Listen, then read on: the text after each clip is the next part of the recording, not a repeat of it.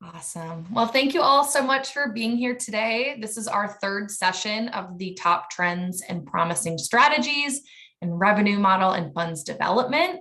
So we are so excited to have you here. We have a packed agenda for you today. Today's topic is trust-based philanthropy and shifts in giving processes. Here is a few session logistics before we jump in. So this is a meeting format, so you'll be able to see everyone that's here with us today. So there is no specific Q&A box. It'll just be the chat box. So if you have questions or comments during today's session, please use the chat box and continue to introduce yourself in the chat as we start out today's session. If you're experiencing any technical issues, we recommend leaving the meeting and rejoining. However, as you can see, it is being recorded. So if you miss anything and you want to rewatch, we will have the recording available soon. Feel free to email me and I'll get that recording to you once it's available. And then we also had a worksheet that we sent out in advance. If you want to use that to take notes, that's also recommended for today's session.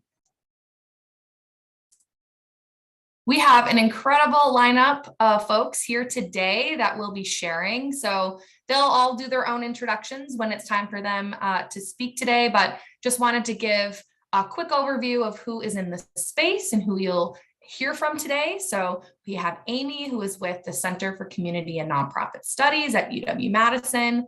Mary Beth is also with the Center for Community and Nonprofit Studies, otherwise known as the CommNS. Maybe you've seen it referred to as the CommNS before.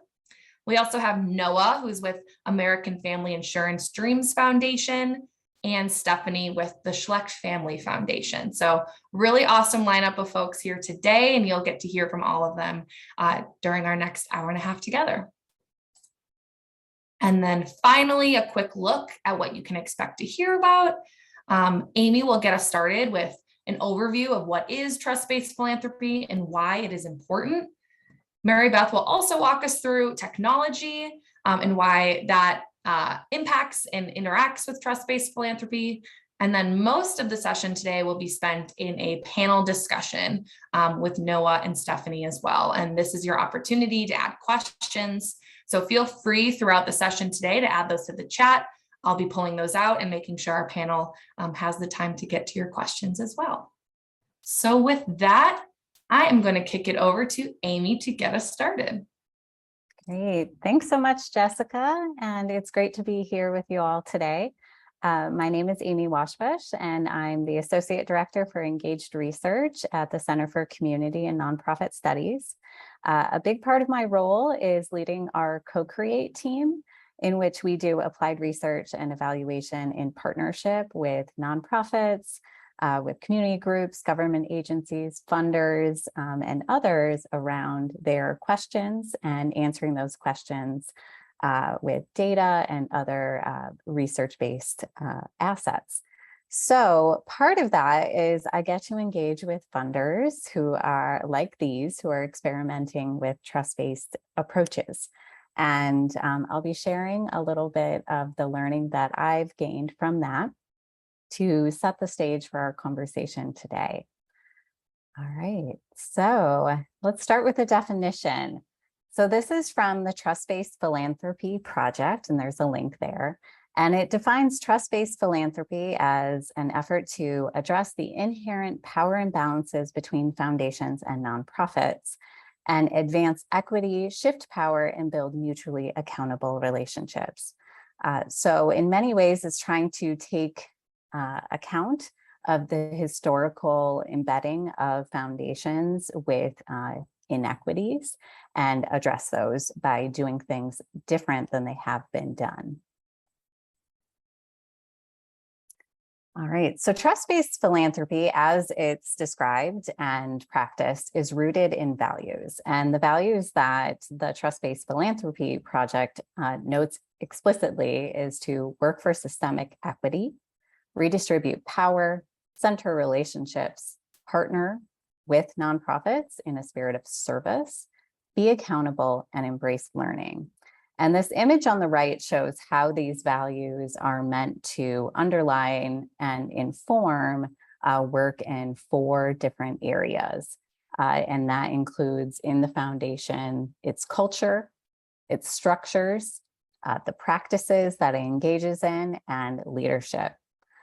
Motivations that bring foundations to trust-based philanthropy can vary, but including things like acknowledging and accounting for that historical inequity that I mentioned before, to respond to organizations or grantees' calls to lower burden, to increase flexibility, et cetera, to simply engage with grantees in a more dignifying, human, and partnering kind of way, as well as to encourage greater impact by being more flexible, more adaptable, et cetera. So what does that look like on the ground? Let's go forward. Those who practice trust-based philanthropy often talk about 6 kinds of practices.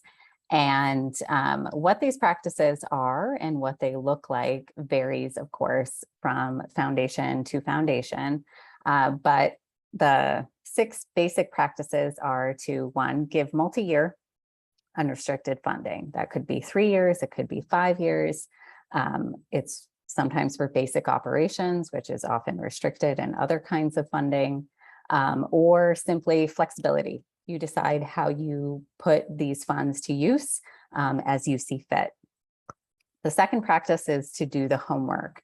And that means to take on more of that work of identifying what organizations are out there who align with your values as a funder, align with your theory of change, who might be the folks that we want to support. So in contrast to very lengthy RFPs and responding to those kinds of proposal requests, this is a way that much of that finding the information, doing the detailed work of what's the organization, what are they trying to do, is the funder's work and not the grantees or potential grantees.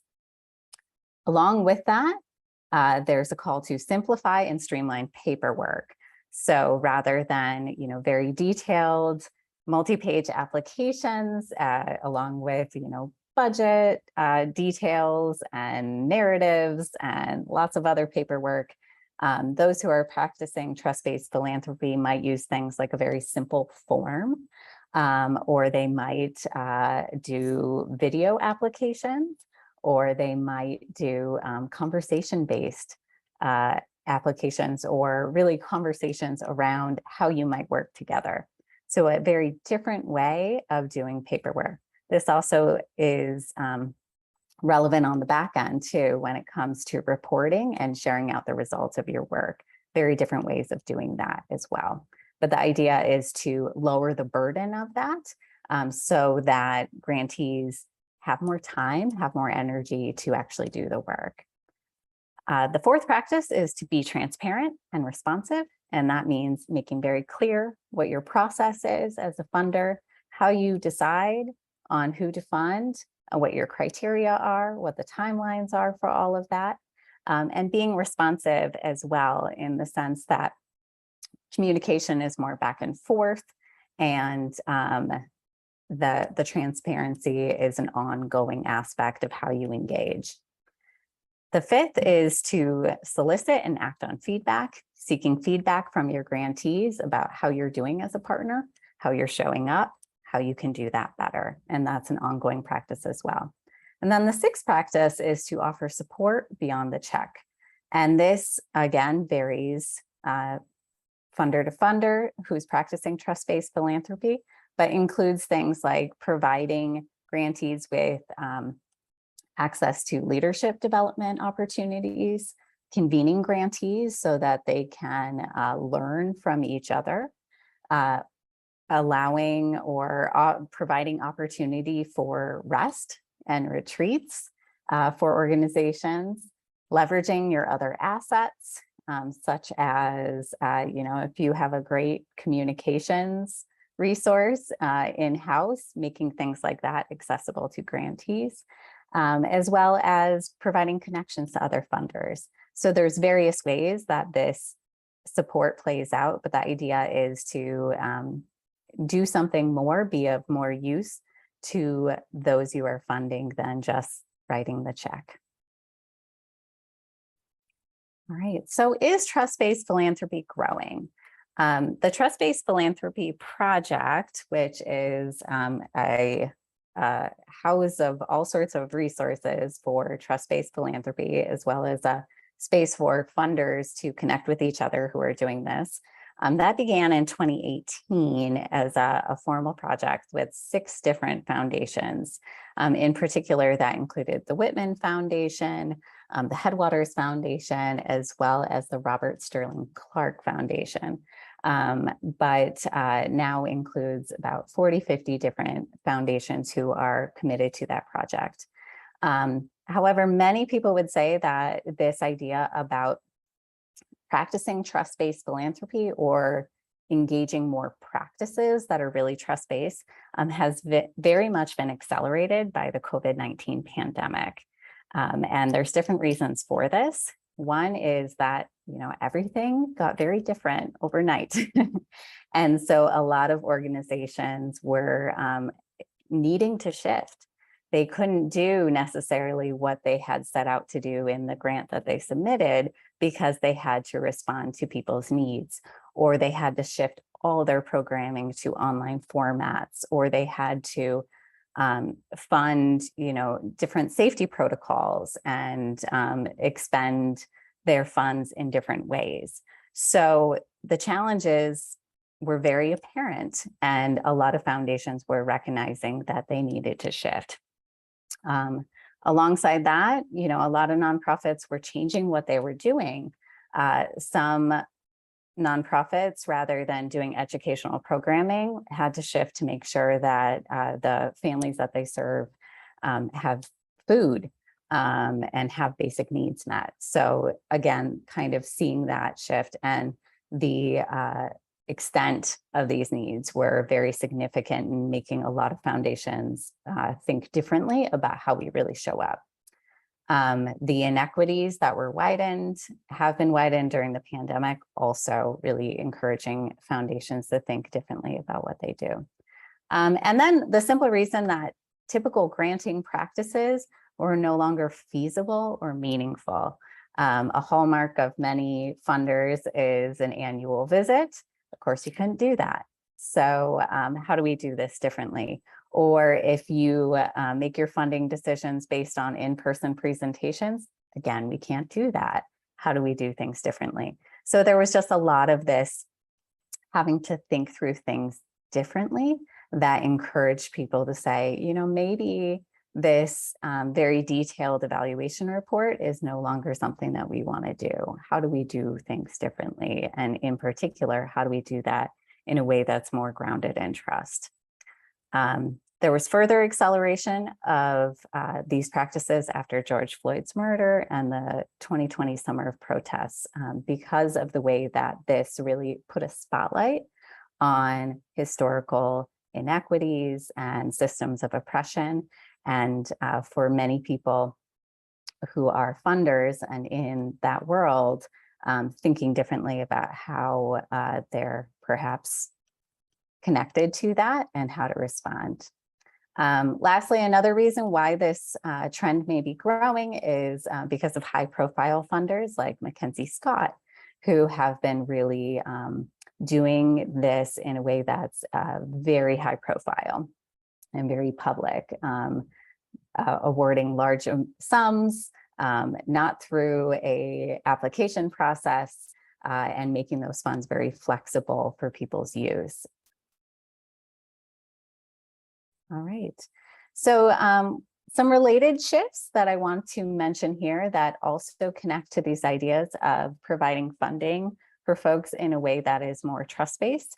Participatory grant making, and those are practices that a lot of funders have been doing for a while, but really demonstrate broader trust with how decisions are made and with recipients or those like them in doing that. So this can look like having community or recipient advisories. So those are representatives of perhaps the organizations that you're granting or those who do related work, and having them being key advisories to your philanthropic organization. So deciding, what types of organizations we want to support, what is our theory of change, looking critically at the funder and how they can improve their practices. Those are aspects of participatory grant making that are showing up in a lot of funding organizations, whether they identify as trust-based philanthropy or not. There's also an aspect of review groups that, again, make up people who are representatives of organizations or other community groups where they are deciding who gets funded, reviewing applications and making those decisions. Organizations are engaging funders differently. So nonprofits, grantees are sometimes engaging with funders in a way that is not as differential as it has been in the past, or where the power dynamics are shifting.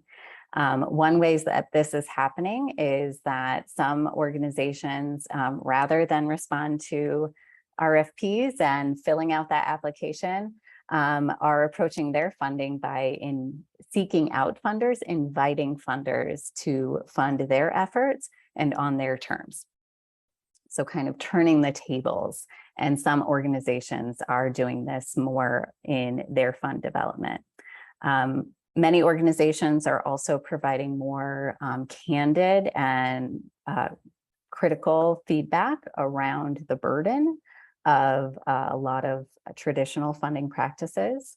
How long these applications are, what their evaluation practices are, and saying simply, no, this is not what we want it to be. We need to change.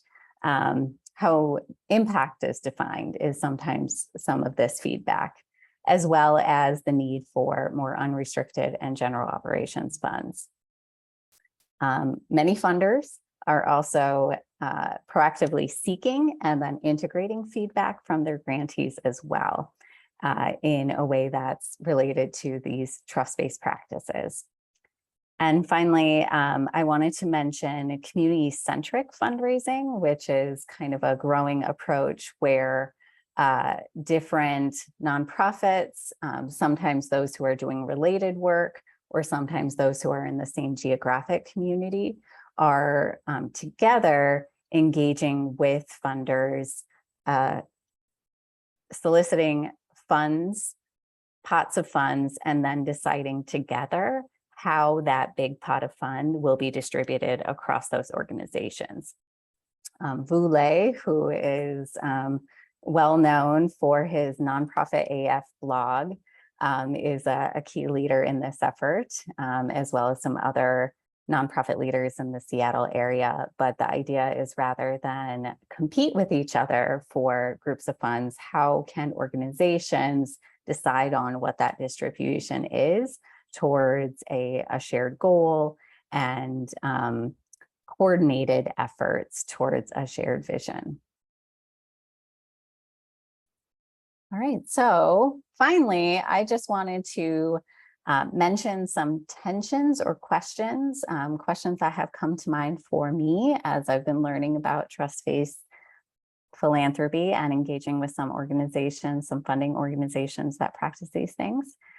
These questions include, what changes with trust-based philanthropy around that power dynamic in particular, and what doesn't, what things are still look more in line with the traditional power dynamics that happen between philanthropy and recipient organizations.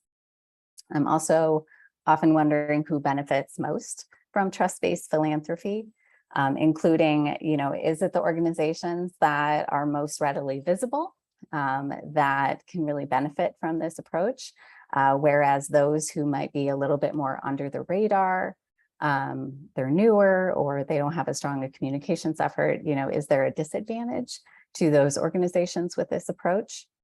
There's some questions out there about if trust-based philanthropy is in conflict with a strategic philanthropy, which tends to focus a lot on impact, high impact, through looking at specific metrics and indicators. are those competing approaches, or is there more commonality there that we think? I'm also wondering about the ripples of trust-based philanthropy for organizations. You know, does this have impacts on how organizations are also looking at their culture or their transparency with other partnering organizations or those that they are seeking to serve? Or what are the ripples for funders in terms of how their operations look day to day?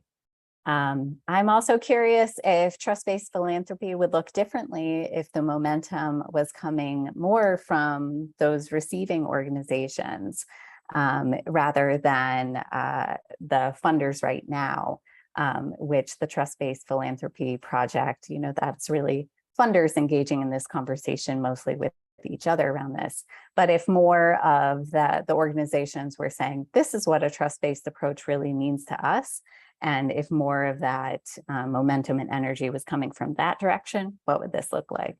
Or if it was coming from the broader communities that organizations are seeking to serve, if they were defining what a more trust-based approach would look like, what would that be? So these are just some tensions and questions that come to mind for me when I think about trust-based philanthropy, and I wanted to put out there before our conversation today. All right. I'll hand it off to Mary Beth now. Yeah, thank you so much, Amy. Mary Beth, feel free to jump in, but if you have questions for Amy, I would encourage you to add those to the chat. I'll be pulling those out so that we can get to those during our panel and Q&A portion as well. But over to you, Mary Beth. Yes, thank you so much. And Amy, thanks for that really helpful overview of trust-based philanthropy. I'm just chiming in here with a little bit of a vignette that we wanted to make sure that we included in this session, since the session focuses not only on trust-based philanthropy, but also just shifts in general in giving. There are some notable things that relate to technology in particular that we wanted to mention. I know that in the upcoming panel discussion with both Stephanie and Noah, who both work for funders that are advancing some trust-based philanthropic themes, as well as shifting their own giving processes and have been students really of this movement in their own preparation for those roles. We're going to get at a broad range of things that have to do with implementation of trust-based philanthropy, as well as other shifts. So I know that I can defer to that discussion when it comes to a lot of the broad strokes of what's happening right now in giving and shifts in trends. But we wanted to just give this small opportunity to think a little bit about this more pixelated question of technology and the way that that's really changed things in the last few years. And from our vantage point at the Center for Community and Nonprofit Studies, just watching the sector and working with so many organizations, and sometimes being in spaces where researchers and experts are talking about this stuff, we just wanted to put a few bullet points together for you to think about the way that tech can relate to some of these themes of how you're going to go about as fundraisers being prepared for shifts in the sector. And this is also a good moment to recognize that if you're listening to what Amy's saying and thinking about trust-based philanthropy and wondering, that's all fine and good that our funders out there theoretically might be shifting processes, but what am I supposed to do about it as a fundraiser? I do hope that we're going to get to that with the remainder of this discussion, because we do want to actually encourage you to think about ways that you, as the fundraisers, the frontlines organizations, might be able to actually be part of that conversation and shift in the greater context. So on that note, let's just take a moment to look at the way that tech has also affected the ways that you do your work, some general tips that might relate to your attempts to kind of stay out in front of the curve of shifts in the sector and the funding landscape. So again, there are more philosophical changes afoot, which we're mostly discussing today. But of course, especially during COVID, but even leading up to that for many years, the notion of technological access and capabilities changing fundraising has been a really important theme. I mean, it used to be that fundraising took place in the form of letters and special events and grant applications. And now we all, every day, as regular members of our communities encounter requests at Walgreens and the grocery store to round up our payment for nonprofits. We see myriad social media requests to participate in fundraising campaigns. We know that the notion of a donation button or a monthly payment that you can arrange in advance for your favorite organization are now becoming quite commonplace. And when I was an executive director of a small nonprofit, just a little bit not under 10 years ago, a lot of those things were not commonplace. So it's important that we all be thinking about how we're going to leverage technology, but also leverage it appropriately for our organization and for these bigger themes in our work. And so we hope that the first session, if you attended, gave you some insights into that, in particular with the insights of Michael Johnson, who I think has been an extremely successful fundraiser in terms of leveraging social media for his organization, the Boys and Girls Club of Dane County. Not everyone necessarily feels like they can do it like he does. I think he's an exceptional example of leveraging social media, but I think that session one really highlighted the way that having a presence in that way can be a real snowball effect benefit for an organization that has a great story to tell. The more you sort of generate some attention on social media and connect it with maybe your bigger funder relationships, in some cases, can really be a complementary process. And we are going to have a practitioner panel as a part of this series where we will specifically ask some of the fundraisers and organizational representatives on that panel about how they're using technology. So today is just a way of setting the tone a little bit. We will get into it more, and you can revisit that session one fireside chat with Michael Johnson if you want to revisit his tips as well. So I think what I would like to recommend with this slide and this moment is just to consider the nexus between and the complementary nature of your major funding relationships, which is mostly what Amy, Stephanie, and Noah are going to talk about today, with your sort of public presence and the way that you can kind of be complementary across your storytelling and awareness building, your credibility and your authenticity, both with your funders and with your public persona or identity in the broader community. And of course, with social media and newsletters and these digital ways of telling those stories, there's a lot of different touch points that you can have across all those audiences. When we look at what the tips are out there that folks are offering when it comes to technology and fundraising, I think that the main ones that I'm seeing that I think are really worth contemplating are the ones that I've listed here. So really having a conscious approach to your social media plan and platform. Not every single social media platform is for every organization.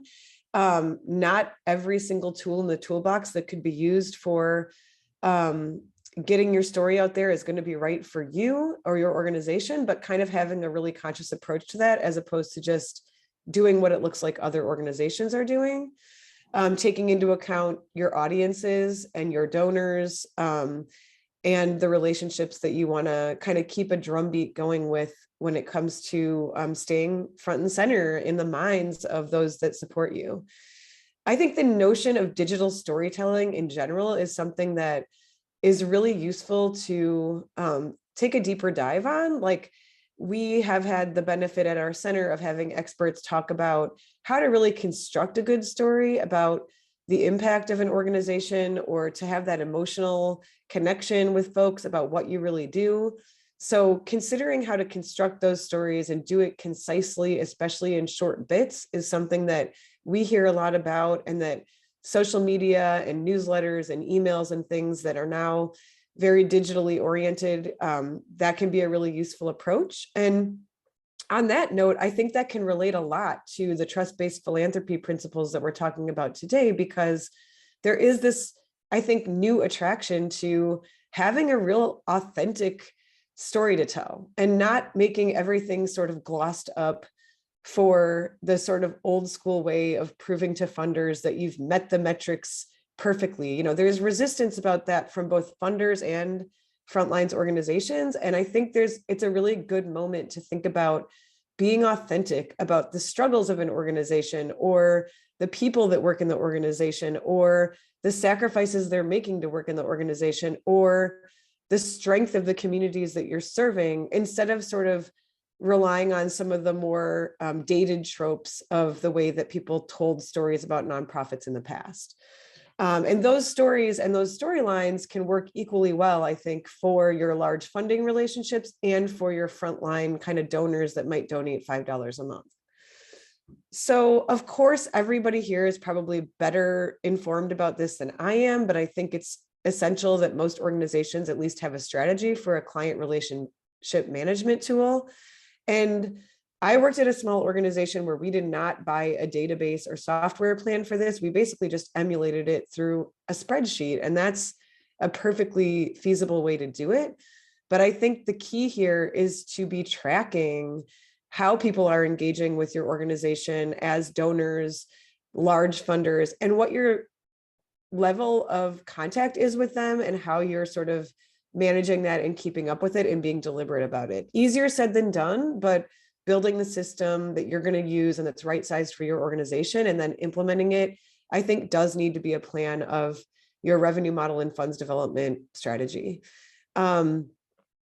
Online giving platforms and automatic giving systems, I think, again, you all probably know more about it than we do, but that is a huge shift that I know for me as a donor has completely changed like my level of giving for certain organizations, because it was really easy to go to an event and sign up for $10 a month as opposed to contemplating a particular donation at any given time. And so I do think, in addition to the large funding sources that you have, getting that complementary machine going of like some folks that support you enough that once it's a no-brainer of $5 a month, getting that set up is a good idea. The other big thing people really seem to be talking about a lot, and I've seen work very successfully, both for the giving on the dollar and cents level, but also on the sort of relationship management that Don Gray talked about in the beginning of our session, is this idea of peer-to-peer campaigns. Peer-to-peer campaigns, excuse me, really allow for folks to be engaged with you in the fundraising endeavor by bringing in their own network when it comes to encouraging others to give. And so if you haven't already engaged in that, or if you have suggestions about it, I think that's a really interesting one to consider. The other big two last points that I would recommend is that whenever possible, ask your donors and your funders for their input about how they want to be contacted. Some might prefer online or newsletter updates, and some may prefer the more high touch in-person connections. And there's such a broad range of things that people can be doing now that if you have the bandwidth to get input, that's a recommendation that a lot of folks are making. And then finally, don't replace relational with digital. Maintain your stakeholder map, if you will, or conduct that exercise and really contemplate how to maintain those relationships on the right size level for each particular type of stakeholder. Just blasting out emails is not going to maintain some of those deeper relationships, which you all know. But again, having a strategy of who needs what touch and which stakeholders are better reached on a more broad strokes level and being deliberate about that is a good way to go. So with that, I'll pass it forward. Thank you so much, Mary Beth. So we are now going to pivot to our panel. If anything Mary Beth shared sparked questions or ideas that you want to add to the chat box for our panelists to discuss, feel free to add those there. But I'm going to hand it over now to Amy, who is leading us through our panel. And I'll stop sharing my screen. Great. Thank you, Jessica. And thanks, Mary Beth, for that. Is Stephanie able to join us as well? Yes, I'm here. There we go. I just had to open my screen. Internet crash, but I'm back. All right, wonderful. Yeah, so I'm invited to be in conversation with Noah Salata of the American Family Dreams Foundation and Stephanie Schlecht of the Schlecht Family Foundation. To start us off, I would invite you both to say a little bit more about yourself and the foundation that you work for, and then a little bit about your journey with trust-based philanthropy and what that has looked like. So, Stephanie, would you like to kick us off there? Oh, you're muted, Stephanie. There you go. Zoom basics. Hi, everyone. It's really great to be here. I noticed that I have some philanthropy colleagues on the call. Some grantees of ours are on the call. So grantees in particular can feel free to disagree with whatever I'm saying, because they're obviously on the receiving end of our work. So I lead our family foundation. It is truly a family endeavor. It's just my parents, my brother, and I. While there was not a super competitive process for my job, I was able to work for a very large philanthropy early in my career, the David and Lucille Packard Foundation in Silicon Valley. And while the grant making section of their work was strategic philanthropy, they had this really amazing program for scientists called the Packard Fellows. And it's one of like the coolest programs out there if you're like a rising scientist. And it funds your work for 4 years in an unrestricted capacity. I think it's like $800,000 for those 4 years. You can do whatever you want with that money.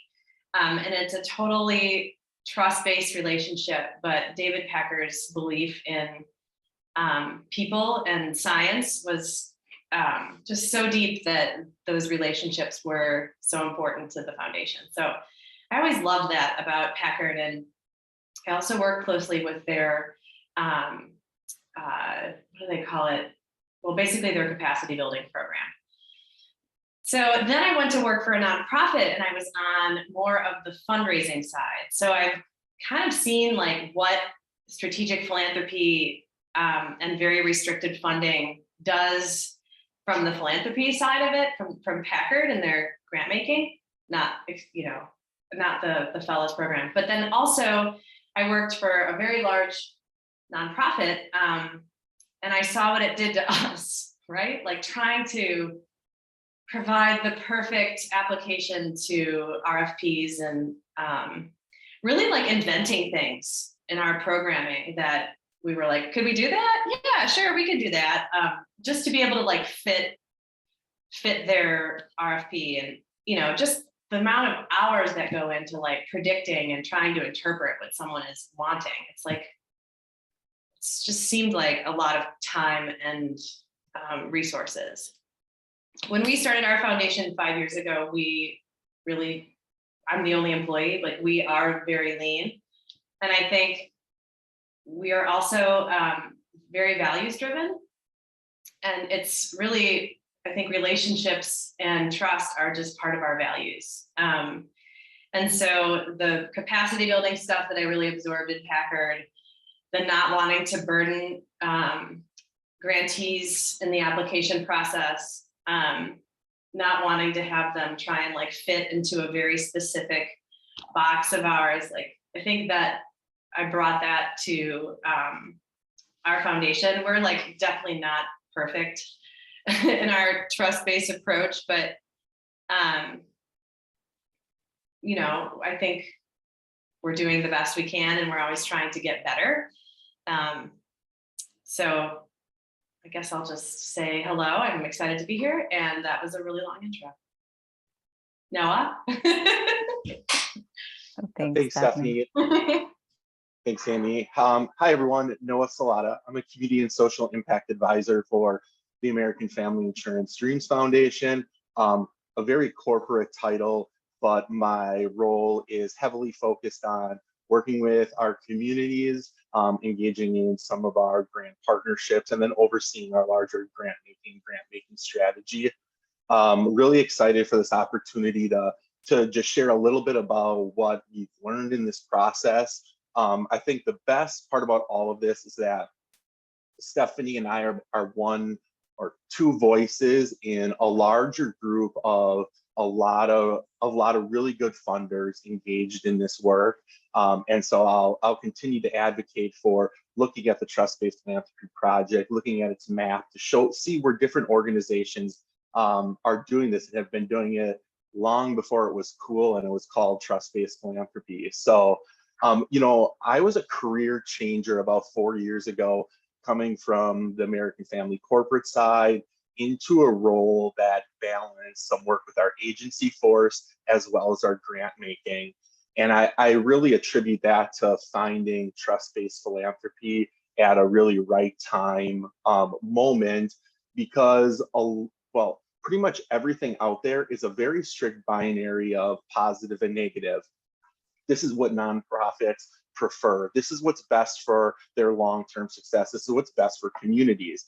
And a lot of those solutions are in the realm of trust-based philanthropy. So I think that more than anything really solidified up front why this could be a really guiding mechanism. And I think what accelerated our work into trust-based philanthropy was COVID, and not in a positive sense by any means, but in the regard that uncertainty that nonprofits, communities feel and have felt long before COVID was felt by a lot of different people across the country.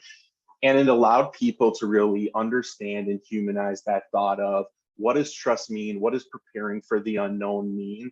And what are those tactics that can help us solidify that? And then once we started doing that, our nonprofit partners coming back and saying, thank you for your leadership, thank you for the opportunity, like reinforcing the changing of those behaviors was so important and really like ingraining this in our work. So I'll echo Stephanie, way too long of an introduction, but also here to happy to be here and really excited to have this conversation. Well, that was beautiful. Thank you. That gives us a good sense of who you are and kind of the trust-based ideas that are underlying your work.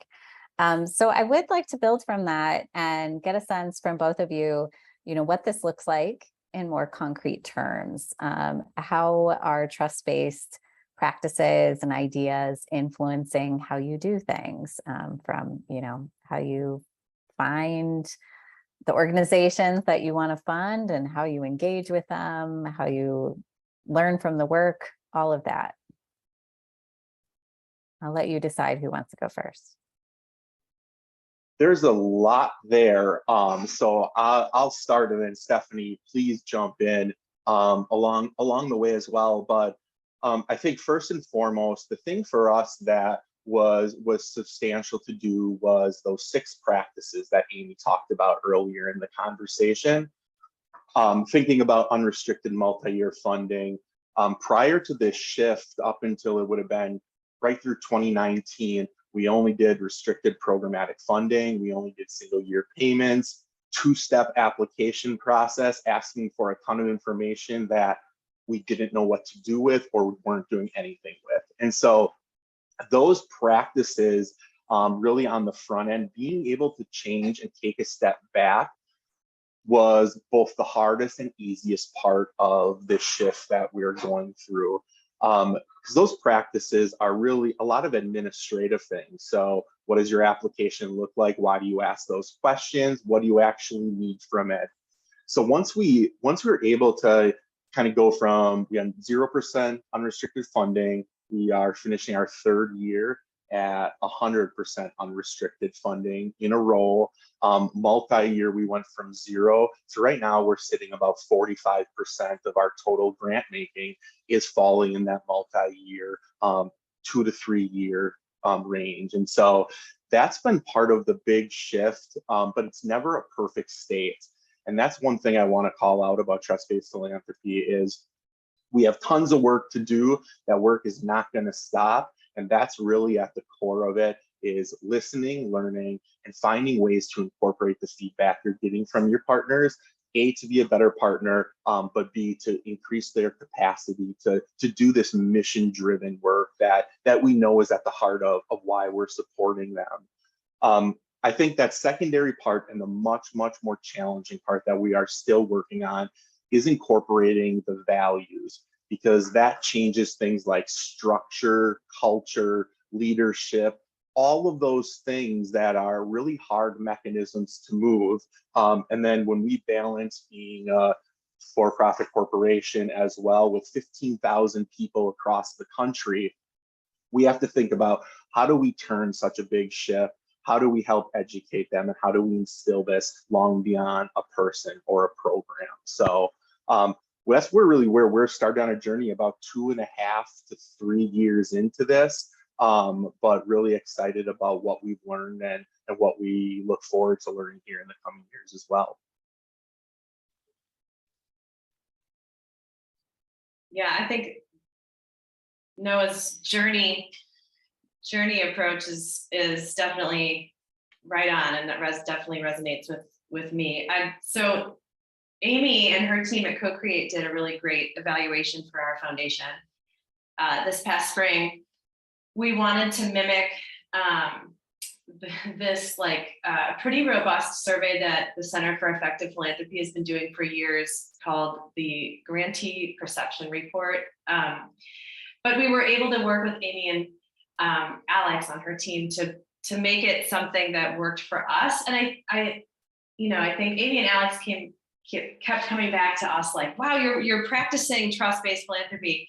And I kind of knew we were doing some of the things, but I don't know, Amy, if you recall this, but when you were presenting to our board and the board got uncomfortable, being called something, do you remember that? And I would say that. So yeah, the board was reluctant to be to be named trust-based philanthropists or to be put in a box. And that is very typical of our board to respond that way. But yeah, I think that we try to practice all of those techniques. We are definitely, it's a journey for us as well. I would say, because we're a new foundation and we really needed to be quite narrow in the beginning, just to make sure that we were bringing our mission to life through the work, and choosing partners that we felt like were, doing great work, had great ideas, had strong leadership, and a vision for the future, and we're also working in the domain that we wanted to fund. So getting great partners in the beginning was really important to us. And the first 4 years of our grant making was exclusively seed grants and capacity building. And capacity building is restricted. The partner is telling us what capacity they need to build to get from A to B, and then we're funding that. So, but there is a structure around that funding. Now that we're able to fund that first tranche of grantees that went through 3-year capacity grants, we're just writing checks, because we know that we've built a relationship with them over time, and we just really trust their work, and we've been able to see it. So I would say our application is too long still, and that's on my list for this year. What else? We're still trying to figure out how we approach just learning how we approach our impact and what impact our funds are having. These are still things that we're trying to work through. And I think that the trust-based philanthropy framework provides a lot of really great resources for us. And yeah, so I think, what am I saying? I guess I'm saying that I think we've been doing this and really just we didn't really have a name for it. Now that we're more familiar with the practice and the resources out there, it's becoming something that we're using as we grow and learn and develop as a foundation. Great, thank you. And I think You've both alluded to this before, but this is a conversation, at least to some extent, amongst funders, is trust-based philanthropy or trust-based practices. Would you say this conversation is gaining momentum among funders, or what is that conversation like? Yeah, a lot of the reasons you shared earlier, Amy, are definitely driving trust-based philanthropy significantly. I think the other thing out there that is driving the popularity is our dear friend capitalism and commercialization of the concept of trust-based philanthropy. You'll see it attached to more and more technology systems now for CRM, grant management software. So you'll start to see that component. There's consultants you can pay now that are for profit to come and trust-based whatever your foundation or organization. So that first and foremost will always drive like the participation in this. But I think a lot of organizations, like, it's the self-reflection that is driving the changes in practices. It's recognizing very clearly what is working for communities and what's not. And in the absence of anything else, doing less is doing more. So really stepping away from the restrictive components, the burdensome components, and build up to what's right sized. Amy, you get credit for that term, and we say it so often. It's why I'm not a fan of the term strategic philanthropy, but it's why trust-based philanthropy and what people see as strategic philanthropy are not in any way fighting with each other. They are mechanisms that can be used side by side, because it can be about right sizing the fit. A $1 million grant may have different reporting requirements, may have different conversations than a $5,000 grant, and that is okay. It does not have to be a broad stroke. So thinking about how that right size piece, I think, is the other thing that comes out of self-reflection and is driving participation in this. The other piece is the ownership of like all of our roles, philanthropy, the collective we of philanthropy, creating the systems and barriers that are in place, like why we have to focus on equity. We've done a ton of things systemically in our interactions. And so that's the other piece, as ownership is taken of that and people are now looking towards those solutions. It's a tool for equity. It can be equity in any way you define that term, but it is a tool for equity.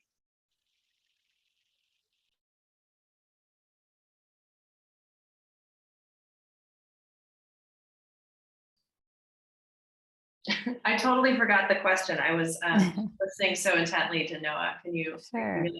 Yeah. What are the conversations that funders are having around trust-based philanthropy? Yeah, I agree that the external environment has been accelerating it, as Noah and you both pointed out. Having worked in a foundation, again, that did strategic philanthropy, I watched for years as the foundation got in its own way. The process of developing said strategy for climate change, like huge, and this is a foundation that was putting like hundreds of millions of dollars into climate change. I mean, I just watched as like so many extremely smart people just like tried to figure out what the strategy of the foundation would be, which is a tremendous amount of pressure. But really, is that the right, is the foundation where the source of the solutions should be coming from? Like, I don't think that that's where the expertise lies. And I think, I do think that strategic, I think that trust-based can be strategic, but I feel like strategic philanthropy, just the way that I've experienced it, does run in contrast a little bit around sort of the redistribution of power, systemic equity, some of these things that you put on the slides earlier. I definitely think that I mean, we try to make our trust-based philanthropy as strategic as possible. I guess it all depends on like how you define what strategic is. But part of our strategy is acknowledging that we don't know very much about anything, and really trying to understand as best we can the issues that, you know, require the tough thinking and the you know, different approaches. And so we try and have deep understanding of the problems and then really look to the experts, our partners on the ground, to decide what needs to be done. And I will say also, so many of our partners have lived experience that we just don't. And I think that lived experience is so essential and is very strategic, I guess, is what I would say. Yeah, thank you. All right, we're getting some good questions in the chat. So before I shift to that, I did want to ask, you know, given your experiences, what would you say to, or what would your recommendations be to other funders around trust-based philanthropy or trust-based practices, or to organizations that are interested in engaging with funders in more trust-based ways? Well, I'll just speak for our foundation. So what I would say to fund, well, Noah might have a better sense for this, because I think as a family foundation, we're not a corporation. Like we don't answer to a corporate entity. You know, Noah has his own mix of complexities with that. For us, it's all about values. And I try to make that as clear as possible when I'm talking to prospective partners, like what is the values alignment? And, you know, when I feel like partners that engender the same values in the way that they approach the work. So our values are grit, growth, and breaking new ground. And we try to carry those out in every aspect of what we do. And we try to look for partners who do as well. So we've funded a lot of things that are not in our focus areas over time, because we've found, you know, a team of people who are like addressing a really hairy problem in a really, you know, incredible way. And we've actually invested very heavily. And I can think of like 2 or 3 organizations that were completely out of our wheelhouse. So I would say appealing to the values, this is for us at least, instead of, or in addition to, you know, the focus areas. Those are some really, really awesome points there, Stephanie. I think I do have a little bit different lens because some of those complexities you mentioned. I think for funders, it's really a matter of start having conversations about this, talk to people doing the work. I think a lot of people, we often hear the terms like it's radical or risky or all these different terms to describe this approach, and like none of those are correct to describe this work. So I think reframing what risk actually means in this scenario, having those conversations can be important. But the other thing for funders, and this is kind of both ways for nonprofits as well, is asking your partners like, hey, if I switch from restricted programmatic funding to unrestricted funding, can you tell me what that would mean for your organization? Can you tell me how you would use those dollars potentially differently, if at all? And creating that.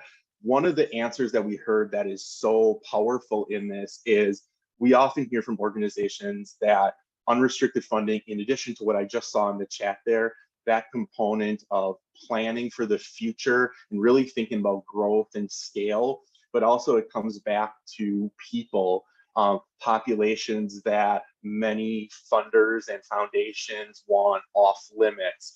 what does unrestricted funding do? It creates the ability to humanize those who have been recently incarcerated or experiencing reentry in their community, populations that funders avoid, like differing immigration statuses, being in the country with varying citizenship status.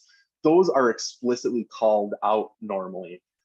Using unrestricted funding calls those populations in, lets organizations think about supporting them holistically and not partitioning them off and being othered in that process. So I think having those conversations, creating the humanization of what it means is so important. And then I think on the flip side for nonprofits, demand better from all of us. Don't have such a low bar because work has been done not correctly in the past. Have a bar about what you truly want out of a partnership. Have a high bar for funders, and then that joint accountability piece that was talked about at the front end. Use that as a lever. Hold us accountable. Call us out. For us, that is not a point of defensiveness. That is a point of learning and engagement. Because if you have the trust to call us out on something, we already did something right in building the relationship. And two, how do we incorporate that feedback then into actually improving our processes, our relationship building? So I think that's it. Break those norms and demand better from all of us. Great, thanks. All right, so we're going to shift to some of the questions that have been submitted in the chat, so keep them coming. I think I want to start with this one from Don. What distinguishes trust-based philanthropy from what was standard before? Does it imply that in the past we were involved in non-trust-based philanthropy? And yeah, how do you distinguish trust-based from other approaches? So Vu Lee did this really great blog post a while back, like years back, about how strategic philanthropy is a more like liberal construct and invention, and that more conservative faith-based funders for years have just been writing checks and have been practicing, I think, what we call, well, what we're talking about today, which is this trust-based philanthropy. So I think it's been happening for ages. I think that I see like when a lot of the tech money was coming into play, and you had like the bigger foundations were forming, the heavyweights, the Gates Foundation, for example. I think that's when it really took off in my mind, but I could be wrong on the history of that. But I want to say that I don't have anything to back this up, but I want to say that family foundations have likely been doing this, smaller family foundations like us, sitting around a kitchen table. I think that's what it's always been. I think that's why our board balked at the idea of being called something. I think that they were sensitive to the fact that, like, oh, someone made up a name for something that's been happening for so long. I mean, it's great that it has a name, and there's power in that, and there's power in the framework, and that's awesome. It's giving a lot of people a lot of great resources. But I think it's a little bit, we're dusting off an old approach, polishing it up. Yeah, Donna, a great question, and Stephanie's right. This has been happening for a long time. And so, no, it's not necessarily that these are non-trust-based practices. And I'm not going to be the best authority on this, but I know, like, my peers who work in development, work for nonprofits. I know a lot of the standard processes that have long been considered the standard in philanthropy are seen by nonprofits as not being the most effective way. And they prefer foundations to lead with more of the trust that doesn't require every question to be answered. You don't have to understand everything to be okay with it, to buy into it. That can take time. but where do we lead with the trust? Like, we need to shift that onus to our end as the funder and less on the nonprofit. So it's not meant to speak that it's a detriment to what's been done in the past, but it put nonprofits in the position of a deficit. There was always an inequity there, and that still exists today, even with trust-based practices. This just moves us closer to leveling that playing field just a little bit more. The more people that engage with it, the more people that buy in. So great question, but it's been an evolution. Naming it gives it power. Stephanie actually talks about, interestingly, that they avoided that a little bit. On our end, as a corporation, having structure helped. It gave us guide rails to grow within, to know what was a best practice.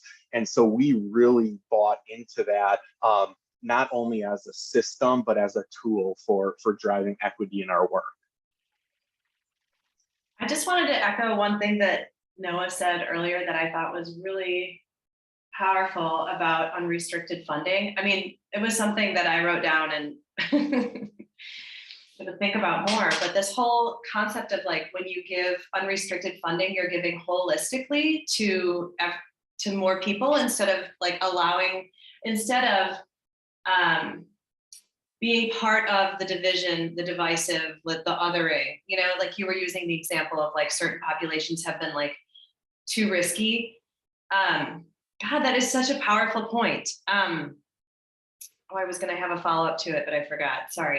I'm having a little brain fog today, but yeah, wrote that down. Very, very cool way of thinking about it. Great. All right. So question from Christy. While trust-based philanthropy advocates for multi-year gifts, I assume trust-based funders do not want their grantees to anticipate renewals in perpetuity. How are you thinking about building durability or sustainability with your grantees as you also anticipate transitions in your future investments? I'll take a stab at this. I've been thinking about it a lot. So I guess there's no blanket statement to that question, Christy, because it really is built on the relationship and communication. I don't think that should be a surprise for organizations, whichever way, if you're going to continue to extend a commitment or if you're not. I think part of this comes back to the open lines of communication, two-way dialogue, just being upfront about it. But I also think one thing that's missed out often is like these challenges in our communities have been created over hundreds of years. The solutions to solving these problems are not going to happen in 2 years, 3 years. Unfortunately, some of them not within a decade or our lifetime. So how do we think about this from open-ended challenges that have been created through hundreds of years that could take solutions that we hope are not hundreds of years, but thinking about that long-term impact of investment? Our first commitments were 2 years. We were so wrong about that. That was way too short of a time, for organizations to go through the change required. And so if there's partners on this call, you're going to hear this now if you haven't, but like we're coming back around and recognizing 2 is short, and we're going to extend them by an additional 3 years. So it's really that 5-year commitment. How do we think about that time? And that creates 2 things. One, my biases and the biases of like the existing processes, people that in place. How can we evolve and grow internally during this time that will help inform what do we need to do in 5 years? Are the same challenges in place in 5 years that they are today? And how do we adjust to that? So there's no right or wrong answer to it, but I think funders should err on the side of, I guess I'll call it overinvestment in lack of underinvestment, and think about that continuity, think about the long-term support and what it means for the capacity about thinking about beyond the day-to-day or that 6-month cycle that we've created.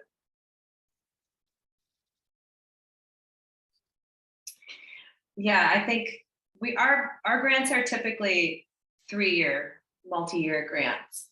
But I would say it was the concept of multi-year has not been difficult for our board to get behind. I think,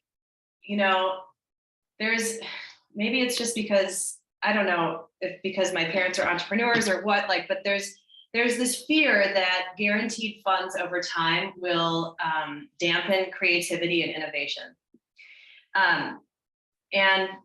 So I think that that's something that I'm really careful to look for on the front end.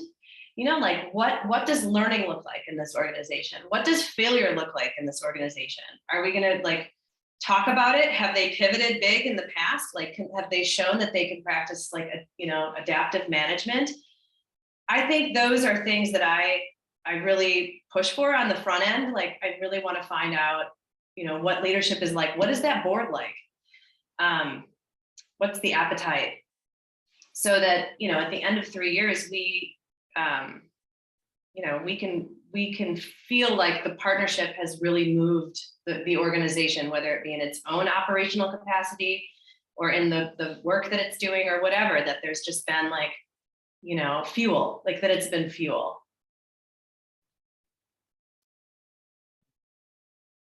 Okay. All right. Well, we've talked a little bit about storytelling and about evaluation and reporting practices, what that looks like under a trust-based approach. So Robert has a question about what narratives and data help secure funding with funders in a trust-based funding approach, as well as what data and information do grantees, should they be sharing to maintain trust and continue your support of them?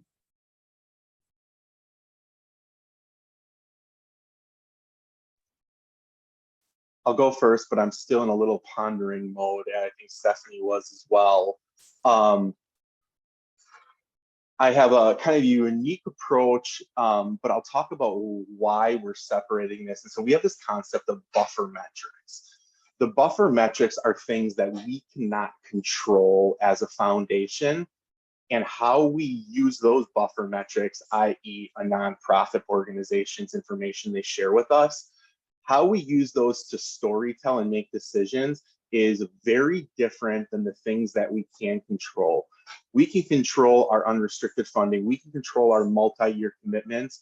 We can control the organizations we fund based on knowing that we want to ensure that our funding is going to BIPOC or marginalized communities. We want to make sure we're going to low-income communities, and we want to make sure that we are intervening as early as possible. So focusing on youth and young families, 35 and under. So by keeping aligned to knowing what is the right conversation, we report internally based on what we can control. And those buffer metrics are meant for learning and informing, not for saying, oh, this organization did 120,000 pounds of food and this organization did 1.2 million. There is way too much variance and variety across the 20 states we work in for us to establish a standard around that. So that lets us incorporate what an organization is doing. They may be going deep with 40 individuals in a year, but we know the holistic wraparound of the work is what's important. And we can see that why that investment's there. On the flip side, we recognize that food distribution, a second harvest, they're gonna have millions of pounds of food probably as that key metric. So it's about understanding what organization brings and how we share that and use that information, but recognizing that there should be a gap between that being success for us and that being success for the organization. And ultimately it goes back to asking them, how do you define success, and supporting their work in achieving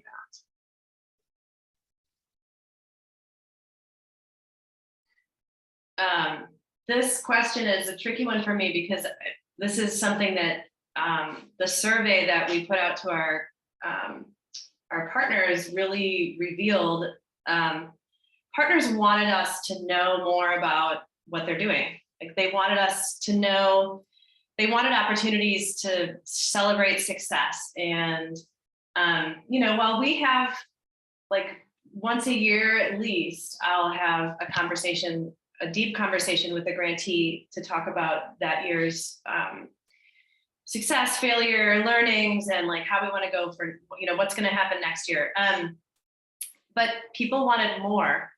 And I'm really trying to figure out how to work that in to our board's learning and our learning. And then how do we take what we're learning and share it back out?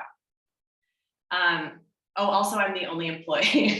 so kind of one of the things that I've been sort of like, having discussions with a few friends of mine who are in the space. And one suggestion that our board really liked was for us to put out like a newsletter that shared what's going on, but not like a corporate, no offense, Noah, or anyone who's coming from corporate, but just like from my desktop, like, here's what I'm hearing, and like make it super informal. Another suggested a webinar that kind of brings to bear the same type of information. But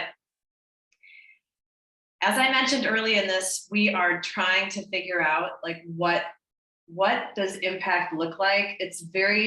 It's interesting as a capacity building funder. Our interest is the partners' growth and strength.